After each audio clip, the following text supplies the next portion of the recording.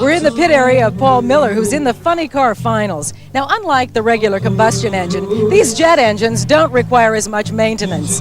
You don't have to change the pistons after each run, naturally, because there aren't any. About all that's really required, barring any serious problems, is to refuel the engine and repack that parachute. Paul Miller's going for his first national win here today, and he's ready for it. Well, here's a close-up look at the world's greatest wheel stander. This is Richard Hudson's wheel stander with the engine just about destroyed. Yeah, it looks as though it tore the transmission and bell housing right off the back of the engine. Yeah, he'll have his work cut out for him, that's for sure. Let's go back to the pit area now and Linda Marshall. We're here in the pit area with Bill McDaniel now. Bill, what is it you're doing to get ready for the final? I've noticed that you've been doing quite a bit of work on the tires. Yeah, we just equalize the tire pressure between each run. We make sure that all the pressures are at where they're supposed to be. We run the front tires quite a bit harder than the rear tires. What's the reason for that, Bill? You can feel the steering a little better, and it seems to control a little better. And then we run about 32 pounds on the rear ones, which is about what the NASCAR cars run that these tires came off of. Matter of fact, these are the same tires that they run at Talladega. How do you think you're going to do in the finals today? I'm going to win this one. Good luck to you, Bill McDaniel. Thank you. Back to the tower.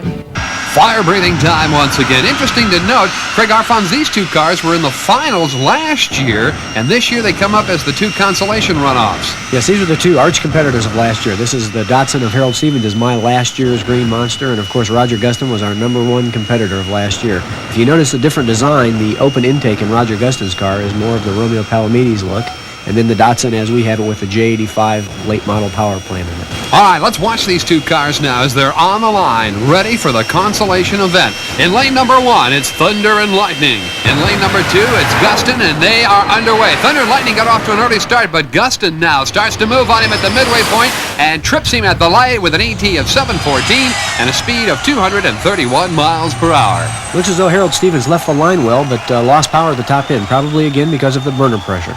And that brings us to the big match of the day. This is the Jet Funny Car Finals coming up and on the line. Bill McDaniel from Brooklyn, Michigan, and he's got to be ready to go here, Craig. This will be a first-time win for either one of these drivers, and I'm sure they're psyched up for it. All right, McDaniel will be in lane number 2. In lane number 1, it's Paul Fireball Miller, and Miller's looking for his first win here. They'll both be looking to stage the cars very shallow and just barely light that second stage light so they can light the afterburners as soon as they possibly can. Miller, of course, at age 25 was the youngest driver ever to be licensed by the National Hot Rod Association for Jet Funny Car. Paul's inching the car to the start line. Let's watch how deep he stages. All right, both cars in that final staging process now, ready for this national final, concentrating on the starting lights. Let's watch them as the countdown begins. And here's blast-off as McDaniel now is the early leader. At the midway point, it's still McDaniel, and through the trap, Bill McDaniel wins the match and the national championship with an ET of 662 and a speed of 241 miles per hour. And right now, let's go to Linda Marshall with our All-American Jet Car National winner, Bill McDaniel. Bill McDaniel, congratulations. This is your first national in how many years? Well, it's my first national win ever, and it's the first time I've driven in 18 years. Why the long hiatus? I don't know. I've always had people that were partners that drove. They liked to drive, and I figured, well, I'll do the other part, the promotion stuff and the mechanical work. And we bought the second car this year, and I decided I wanted to drive again. Well, we congratulate you again. Bill McDaniel, back to the tower. Thank you.